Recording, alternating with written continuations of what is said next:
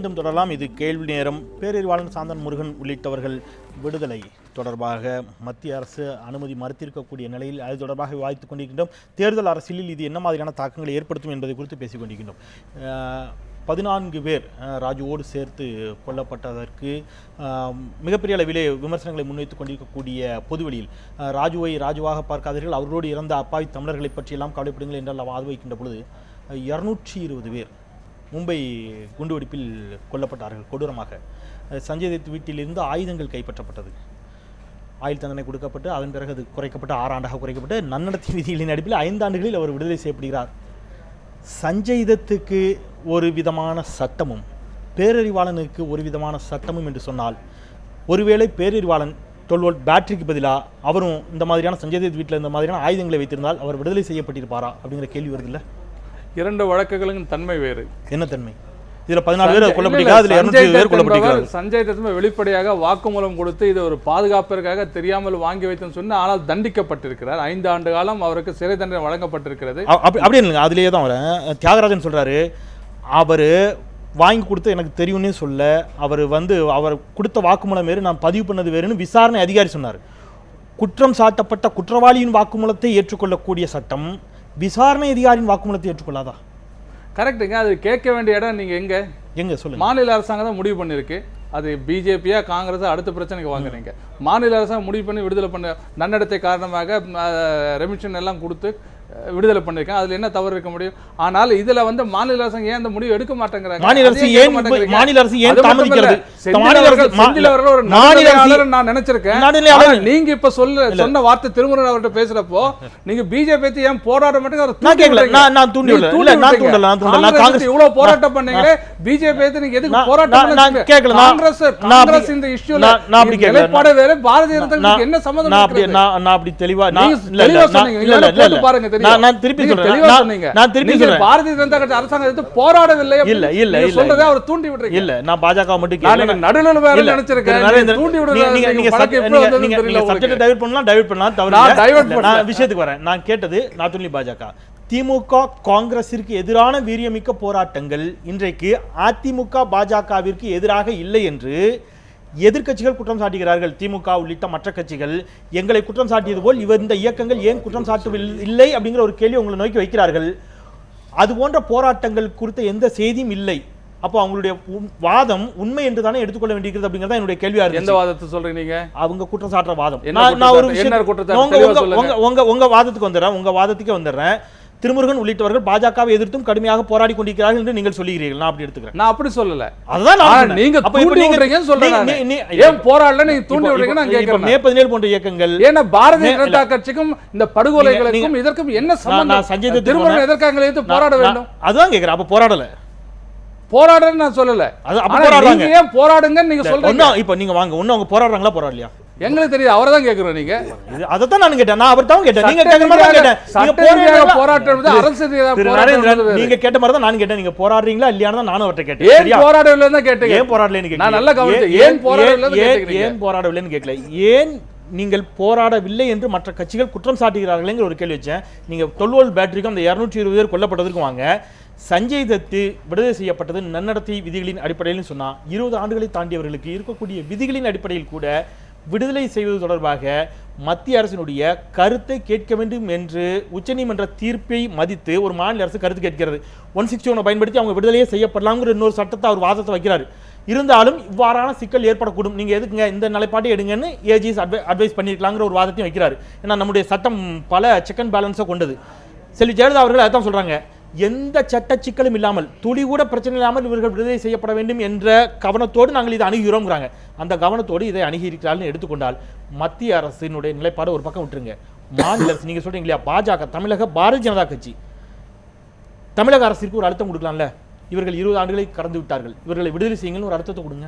இது ஏற்கனவே எங்கள் தலைவர்கள் சொல்லியிருக்கிறார்களே, மாநில அரசு நினைத்தால் விடுவிக்கலாம்னு சொல்லி எங்களை பொன் ராதாகிருஷ்ணன் உட்பட அத்தனை தலைவர்களும் சொல்லியிருக்கிறார்களே. நம்ம ஒரு தெளிவாக திருமுருகன் ஒரு விஷயத்தை ஸ்ட்ராங்காக வைப்பார், அவர்கள் விடுதலை செய்யப்பட வேண்டும் அப்படிங்கிறதுல அவர் ஸ்ட்ராங்காக இருக்கார். அவங்க அழுத்தத்தை கொடுக்குறாங்க. திருச்சி வெளிச்சாமிகிட்ட கேட்டால் அவர் ஒரு கருத்தை சொல்லுவார், விடுதலை செய்யப்படணும் அல்லது இல்லைன்னு. ராதாகிருஷ்ணன் ஒரு கருத்தை சொல்லுவார், விடுதலை செய்யப்பட வேண்டும் என்று. நீங்கள் விடுதலை செய்யப்பட வேண்டும் என்று வலியுறுத்துகிறீர்களா இல்லை என்று வலியுறுத்துகிறீர்களா? நான் கேட்கிறேன். சட்டத்திற்கு உட்பட்ட வார்த்தை தான் நான் பயன்படுத்தியிருக்கேன். எங்களை தலைவர்கள் அதுதான் பயன்படுத்தியிருக்கேன். அதைத்தான் நானும் சொல்ல முடியும். சட்டத்திற்கு நிரபராதி என்று உச்சநீதிமன்றம் கருதினால் விடுதலை செய்வதில் பாரதிய ஜனதாக்கு எந்த ஆட்சேபம். ஆனால் குற்றவாளிகள் நிரூபிக்கப்பட்டிருந்தால் அவர்கள் தண்டிக்கப்பட்ட மாற்று கருத்து கிடையாது. உட்பட்டு தான் நீங்க எல்லா விஷயங்களும் நடக்கிறது நீங்க நம்புறீங்களா? நிச்சயமா பாரதிய ஜனதா கட்சி சட்டத்துக்கு உட்பட்டு தான் அத்தனையும் நடத்தி கொண்டு இருக்கிறோம். சட்டத்துக்கு உட்பட்டு தான் பாபர் மசூதி இடிக்கப்பட்டதா? பாபர் மசூதி இடிப்புக்கும் பாரதிய ஜனதாக்கு என்ன சம்பந்தம்? சூப்பர். பிஜேபி என்ன அத்வானி போய் கடபார் எடுத்துருச்சாரா? அத்வானி வேண்டாம் வேண்டாம் கையெடுத்து கும்பிட்டாலும் கூட அங்க வந்து ராம பக்தர்கள் செய்ததுக்கும் பாரதிய ஜனதா கட்சிக்கு என்ன சம்பந்தம் எனக்கு புரியவில்லை. நான் திருப்பி வரேன். அது கோடான கோடி ராம பக்தர்கள் செய்வது அதற்கும் பாரதிய ஜனதாக்கு என்ன சம்பந்தம்? நான் சம்பந்தம் இல்லைன்னு எடுத்துக்கிறேன். திருச்சி வெளிச்சாமி, இந்த விவகாரங்கள் தேர்தல் அரசியலில் எதிரொலிக்காது, அதை நான் முதல் சுற்ற கேட்டேன், நீங்கள் வேறு சில தலைப்புக்குள்ளே போனீங்க. எதிரொலிக்காது என்று தமிழறிஞன் சொன்னார்னு அவர்கிட்ட ஒரு கேள்வி வச்சேன். அதை தாண்டிய பிரச்சனைகள் தான் கடந்த நாடாளுமன்ற தேர்தலில் காங்கிரஸ் அரசின் தோல்விக்கு காரணம் அப்படிங்கிற ஒரு வாதத்தை வைக்கிறார்.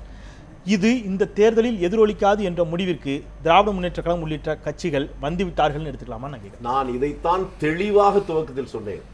இது போல உணர்ச்சிகரமான பிரச்சனைகளை எல்லா கட்சியும் எல்லா தலைவர்களும் அந்தந்த தேர்தலில் தங்களுக்கு சாதகமாக எப்படி பயன்படும் என்று மட்டுமே சிந்திக்கிறார்களே ஒழிய இதில் இருக்கக்கூடிய நியாயத்தையோ யதார்த்தத்தையோ பார்த்து நியாயம் என்றால் ஆதரிப்பது, தவறென்றால் எதிர்ப்பது, அந்த நிலையை ஒருவரும் எடுக்கவில்லை.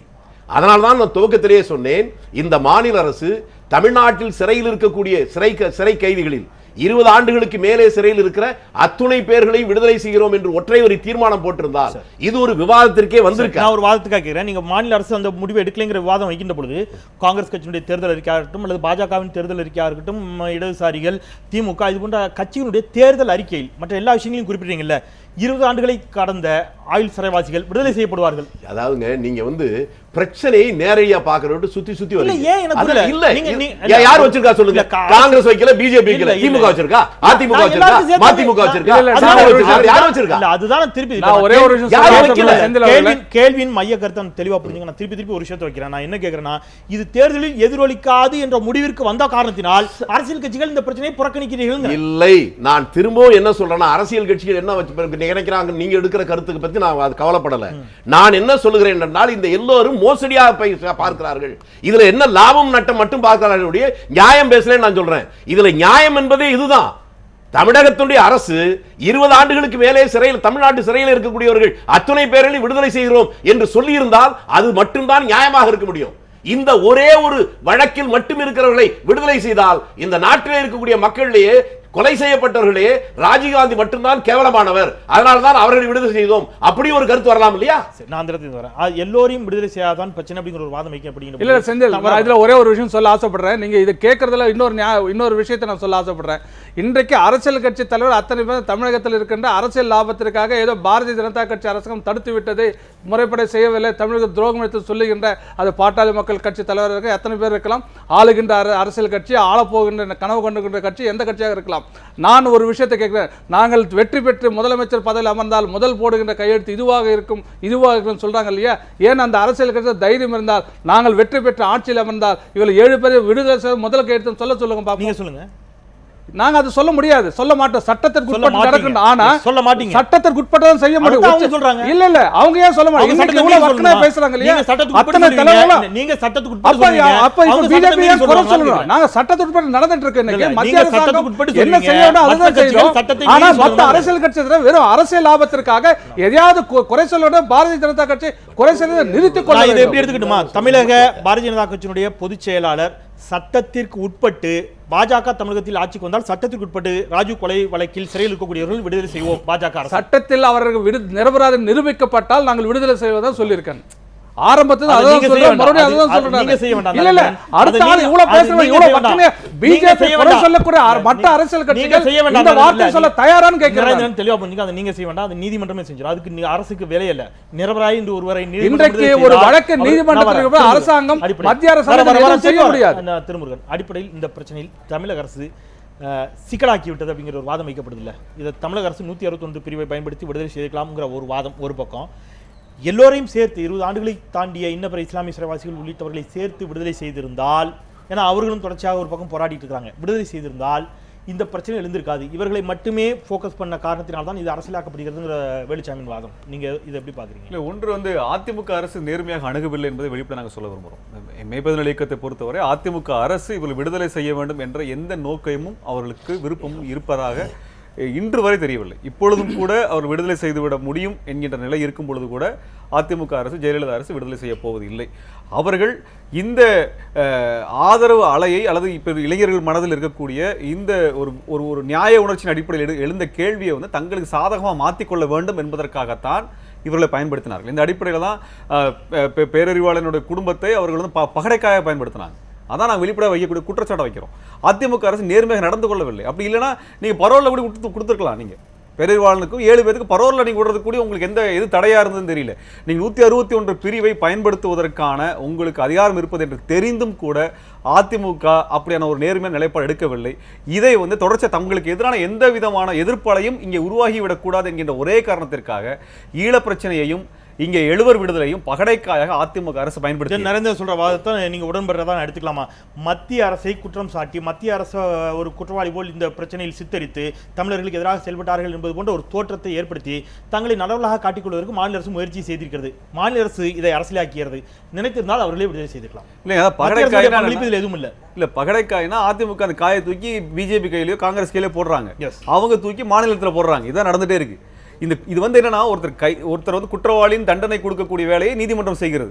ஆனால் அவர்கள் ஒரு நீதி அடிப்படையில் விடுதலை செய்யப்பட வேண்டும் என்கின்ற அடிப்படையில் மக்களால் தேர்ந்தெடுக்கப்பட்ட பிரதிநிதிகளுக்கு அந்த அதிகாரம் இருக்கிறது என்றால் அவர்கள் வந்து மக்கள் உணர்வின் அடிப்படையில், நீதி உணர்ச்சியின் அடிப்படையில் விடுதலை செய்ய வேண்டும் அல்லது நடவடிக்கை எடுக்க வேண்டும். அண்ணா பிறந்த நாளில் விடுதலை செய்கிறவங்க எந்த அடிப்படையில் நடக்கிறது? நீதி அடிப்படையில் நடக்கிறது. இவர்களுக்கு ஆனா நீங்க எல்லாமே ஒரு கான்ஸ்டிடியூஷனல் பாடி தானே. உங்களுக்கு அரசு சாசன அடிப்படையில் தானே எல்லாமே. சட்டம் தனியான ஒன்று கிடையாது. சட்டத்திற்கு பெரியது வந்து நீதி. அதான் நம்ம பார்க்கணும். நீதியாகத்தான் நின்று பார்க்க வேண்டிய இடம் இருக்கிறது. நீ நீதிமன்றம் ஒன்று இருக்கிறது, அதிகார வர்க்கம் இருக்கிறது, அரசியல் கட்சிகள் இருக்கிறார்கள், தேர்ந்தெடுக்கப்பட்டவர்கள். அப்ப இவங்க 2 பேருமே அதிகார வர்க்கமும் நீதிமன்றம் ஒரு நிலைப்பாடு எடுக்கும் பொழுது நீங்க எடுக்கக்கூடிய நிலைப்பாடு பொது நீதிக்கு எதிராக இருக்கிறது, அநீதியாக இருக்கிறது என்ற இடத்தை சொல்ல வேண்டியவர்கள், சுட்டிக்காட்ட வேண்டியவர்கள் அரசியல்வாதிகள், தேர்ந்தெடுக்கப்பட்டவர்கள். இதை மாநில அரசும் செய்யவில்லை, மத்திய அரசும் செய்யவில்லை. இது 2 தான் நடந்துட்டு இருக்குது. நான் ஒரு அந்த இடத்துக்கு ஒரு சிறிய இடைவெளிக்கு பிறகு ஆதர்ஷம் உங்களிடமிருந்து தொடங்குகிறேன். இதில் மாநில அரசு இன்னும் சரியாக எவ்வாறு இந்த பிரச்சனையை கையாண்டிருக்க வேண்டும் என்பதிலும் திருச்சிவள்ளிசாமி சொன்னது போல இன்ன பிற வாழ்நாள் சிறைவாசிகள் எல்லாம் சேர்த்து விடுதலை செய்திருந்தால் இந்த பிரச்சனை எழுப்புவதற்கான வாய்ப்பே இருந்திருக்கிறாது என்ற அந்த கருத்து எந்த அளவிற்கு சரியான ஒரு சூழலை ஏற்படுத்தியிருக்கும், சரியான கருத்தாக இருக்கும், அதற்கான சாத்தியக்கூறுகள் இருந்திருக்குமா அப்படிங்கிறத குறித்து ஒரு சிறிய இடைவெளிக்கு பிறகு பேசலாம். ஒரு சிறிய இடைவெளிக்கு பிறகு இந்த எழுவர் பிரச்சனையில் மாநில அரசு செய்திருக்க வேண்டியது என்ன, மத்திய அரசு செய்ய வேண்டியது என்ன, ஒரு சிறிய இடைவெளிக்கு பிறகு